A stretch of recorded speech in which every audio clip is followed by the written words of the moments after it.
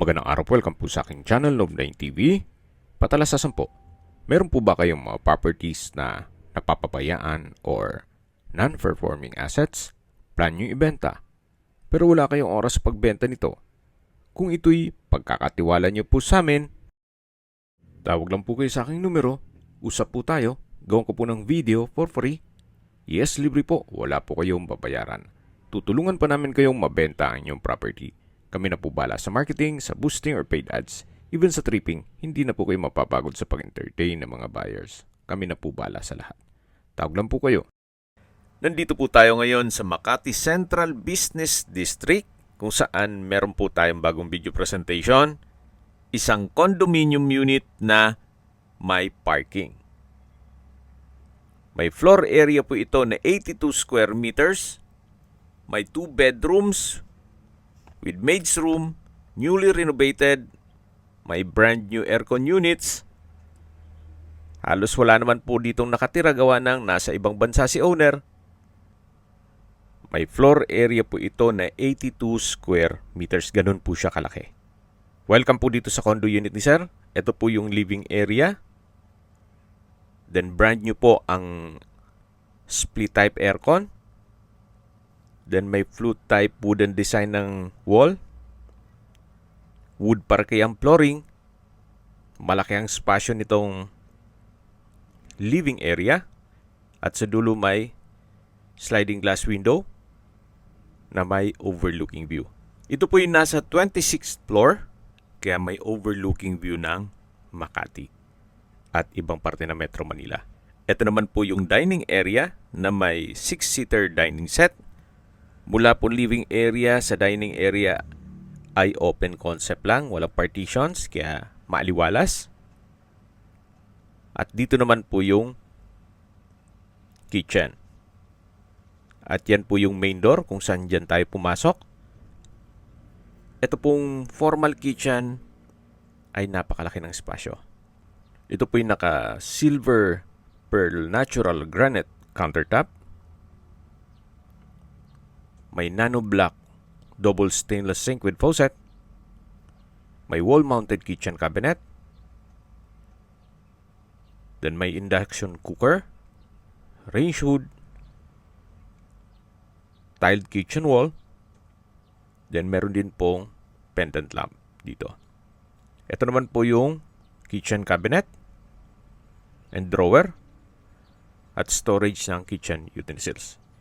Ito naman po yung access door na pwede po itong gawing maid's room. Or depende po sa inyo kung anong magiging use nito. Gawa ng malaki naman po ang espasyo nito. At meron po itong sariling toilet and bath. Actually, kakasya po dito ang double deck. Yan po yung circuit breaker. At ito po yung tinutukoy ko na toilet and bath. Naka-frosted door. Then stainless door handle. May water closet with bidet. At dito naman po yung service area o laundry area na naka-tiled sink. At meron din pong security grill. Ito po yung service area at maid's room na may toilet and bath. Balik po ulit tayo dito sa formal kitchen. Yan po, tunghayan nyo po. Bihira na po sa mga condominium ngayon na ganito kalalaking kusina, pati po sa living area at dining area. Ulitin ko po, ito po'y 82 square meters at may parking pa. Tungkol naman sa dokumento nito, ito'y titulado, buhay po ang may-ari, kaya wala po kayong maging problema sa documentation o sa transfer ng title. Ito po yung first bedroom. Malaki din po ang espasyo. Naka-wooden design tile flooring. May bed frame and mattress, bedside table, brand new split type aircon. At ito naman po yung tanawin mula dito sa kwarto. Yan po yung Makati Central Business District. Malapit po sa lahat. Napaganda po ng lokasyon. Yan po yung Skyway. At matatanaw din natin yung ibang parte ng Metro Manila. Balik na po tayo dito sa loob. Tunghayin niyo po itong first bedroom.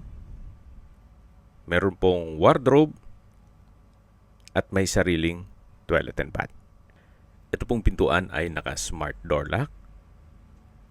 At yan po yung tinutukoy ko na wardrobe. Ito naman po yung toilet and bath.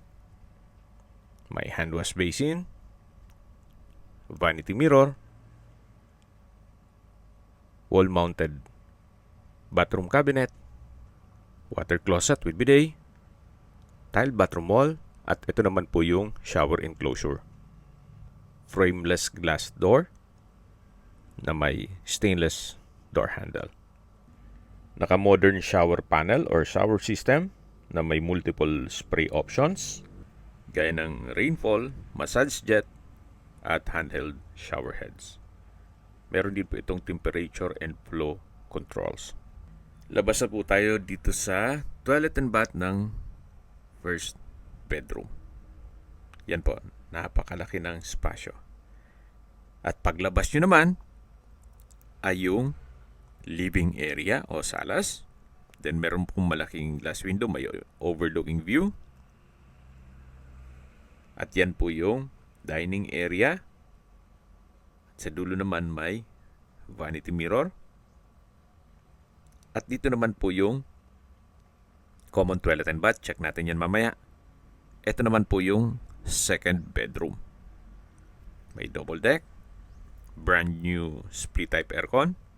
Wood parquet ang flooring. At sa spasyong malaki din po. Meron din po itong malaking sliding glass window na may overlooking view.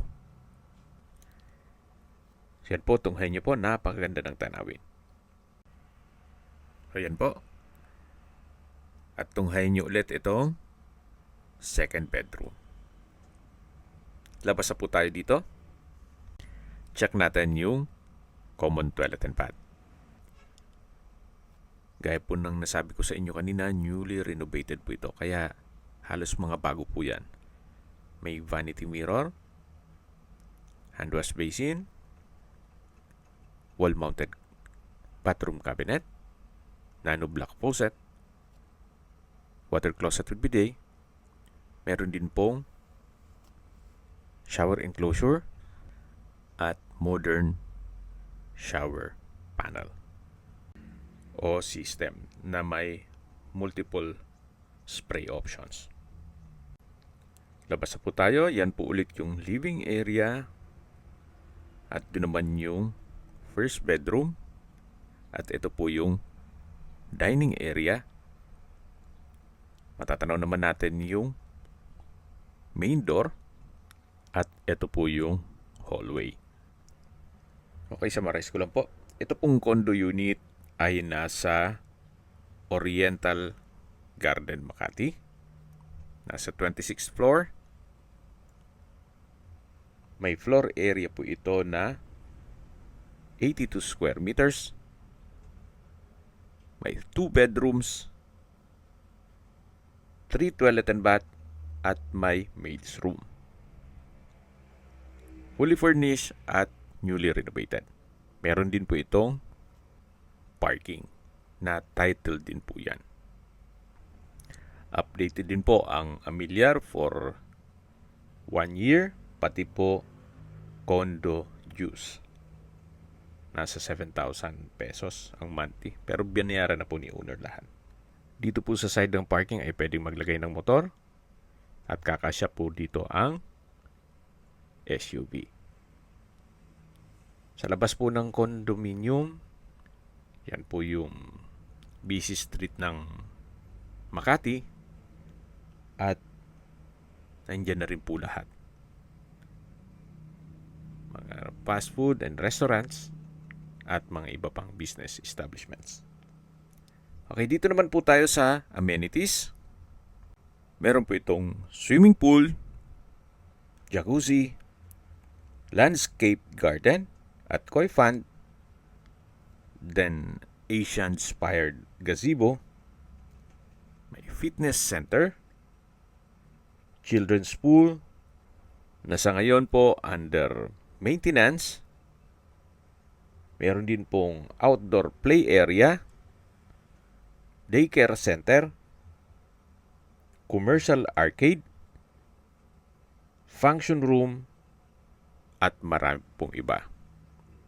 Tungkol naman sa security, well, medyo mahigpit po dito kaya safe na safe po ang pamilya nyo dito. At habang naglilibot po tayo, pag-usapan na natin ang distance, location at travel time. Mula po sa Makati Medical Center, ang distance is 400 meters at ang travel time is 4 minutes or ito'y walking distance lang po. At mula naman po sa Greenbelt or One Ayala Mall, ang distance is 1.9 kilometers at ang travel time is 12 minutes. Mula naman po sa Assumption College, San Lorenzo, ang distance is 2.1 kilometers at ang travel time is 11 minutes. Mula naman po sa airport, ang distance is 7.3 kilometers at ang travel time is 17 minutes. Okay, recap ulit po sa mga nag-skip ng video. Ito pong condo unit ay nasa Oriental Garden, Makati. May floor area na 82 square meters with parking. 2 bedrooms with 2 toilet and bath at meron din po palang maid's room sa service area na may sariling toilet and bath. Newly renovated with brand new aircon units. At halos hindi naman po ito natirhan ni owner gawa ng nasa ibang bansa po siya. Hindi rin po niya pinapaupahan. Lahat pong condo dues ay bayad na for a year, even real property tax. Tungkol naman sa dokumento nito, ito'y titulado, buhay po ang may-ari, kaya wala po kayong maging problema sa documentation o sa transfer ng title. Binibenta po ito ni owner sa halagang 12.9 million pesos net. Kung may mga katanungan po kayo, tawag lang po kayo sa aking numero. At sa mga kababayan naman natin nasa ibang bansa, meron po akong WhatsApp, Viber at Telegram. Same number lang po, 0917-316-3399.